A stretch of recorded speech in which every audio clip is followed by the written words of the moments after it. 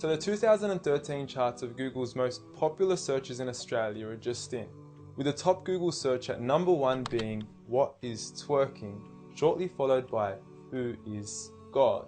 Now on saying this, I don't think you have to be a genius to figure out which of the two questions is more important to be asking Google. I mean, one could potentially explain the reality of our existence, while the other would potentially leave us scarred for the remainder of our existence. And look, I know there's a lot of skepticism surrounding this issue, and quite frankly, I don't blame you. I mean, the meaning of God has been thrown around so often we forgot what it means. From some Zeus-like man in the sky with a big beard, to Thor, to a half-animal, half-human creature, to Kanye West shamelessly producing a track titled "I Am God" on his album Yeezus, to Eminem then self-proclaiming himself as the rap god, a new brand of clothing titled "I Am God", and who could forget Justin Bieber and his Believers. You affectionately refer to your fans as beaners. No, believers. And now I understand that most of this may be exaggerated, and many of these examples are mere semantics and plays on words that are probably being taken out of context, as let's face it, nobody actually believes in Bieber, and I highly doubt that Kanye West considers himself a god. When someone comes up and says something like, "I am a god," everybody says, "Who does he think he is?" I just told you who I thought I was, a god. And now Kanye West smashes his head into a street sign really, really hard. Oh! Kanye! Oh, Kanye. Kanye, you okay? Sounds like Kay's got a new hit. A god! That's who I think I am. Kanye. Oh, Kanye. Kanye, you okay? So with all these misconstrued definitions of God, the least I could do is help clear the water and help us finally find out who is God. Well, to begin, let's start with the things that we all agree on. First and foremost, we're here. We just began and we exist. And like all things that begin to exist, they require a cause. Things don't just come out of nothing, and although at times we sometimes wish they would, they don't. If I told you that this glass sprang into existence, this glass made itself, you said Muhammad Ali's crazy.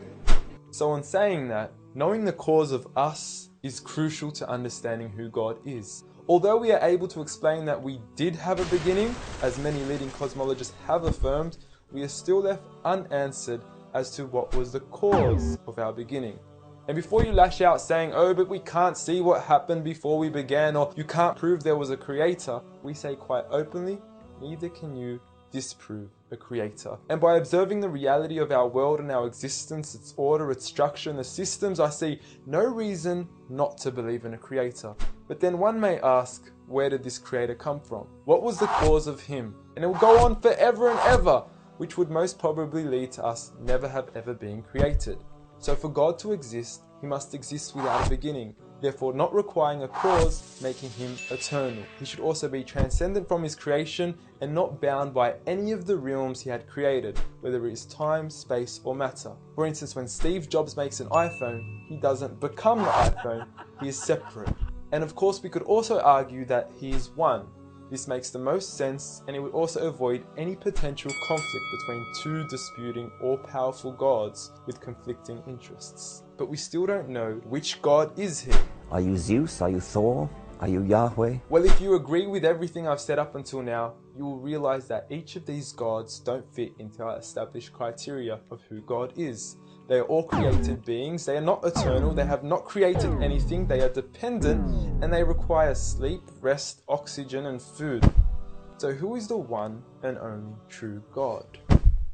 I present to you a God who is one and only, eternal, exists without a beginning, who was uncreated, requiring no cause for himself, yet being the absolute cause and creator of everything else. Allah.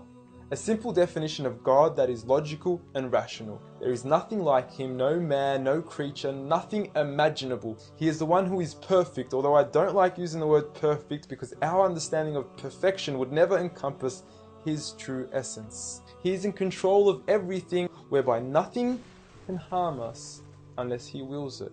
He is the all-knowing, the all-hearing, and unlike our friend Kanye, he is the all-seeing.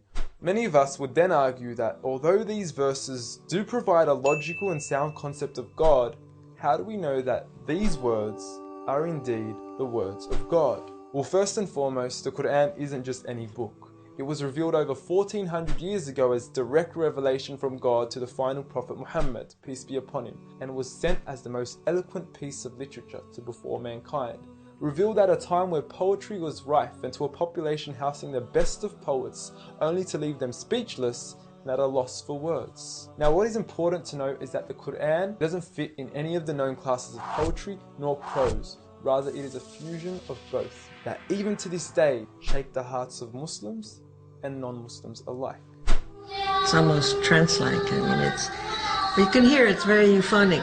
I mean, there's a lot of internal rhyme and end rhyme, and the rhythm is not predictable, and it's beautiful. Even to this day, the Quran remains incomparable and stuns humanity with its accurate references to science and history, from accurate descriptions of the human embryo to historically accurate references to the different rulers in the different Egyptian dynasties. And no matter how many times people will try to discredit the Quran on its authenticity, it remains standing.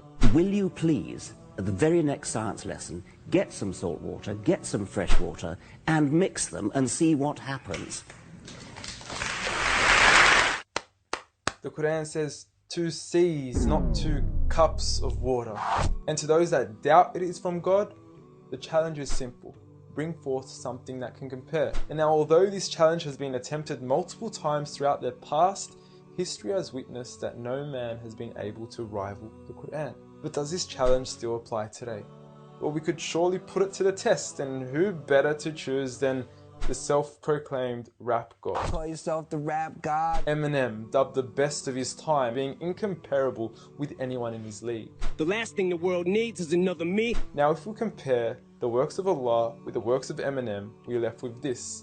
Lickety gibbity hippity hip hop, rappity rap, pack and a mac in the back of the act, pack back rap yak yakety yak yak at the exact same time attempt his lyrical acrobat stunts.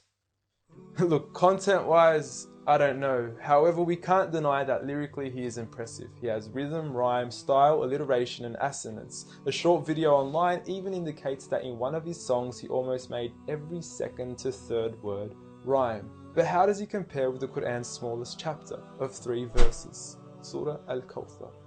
Now in just 10 words, Allah is able to use over 30 linguistic and rhetorical devices, including emphasis, multiple meaning, grammatical shift, word order and arrangement, ellipsis, conceptual relatedness, intensification, choice of words, repetition, intimacy, exaggeration, and prophecy, along with many, many more. What's also important to note is that the linguistic devices in the Quran aren't just thrown about randomly. For instance, Allah would use palindromes strategically to describe the terms glorify your Lord and the orbiting of planets, as though both processes are occurring continuously, non-stop, one after the other. The shortest chapter in the Quran also contains a rhetorical device that no one can compete against nor replicate: prophecy.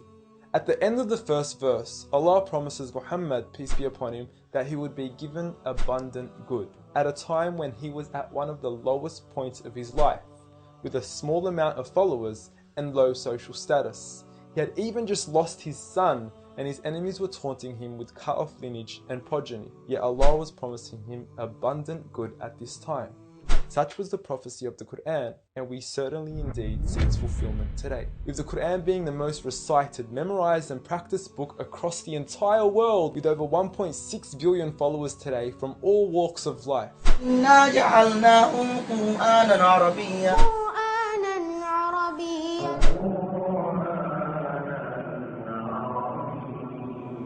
Now I know many of you are probably thinking, okay, cool story bro, but what's the purpose of the Quran? Well, the importance is that it gives meaning to life, from our overall purpose of existence to why we're here and what happens once we die. God teaches us that each and every single one of us is being tested.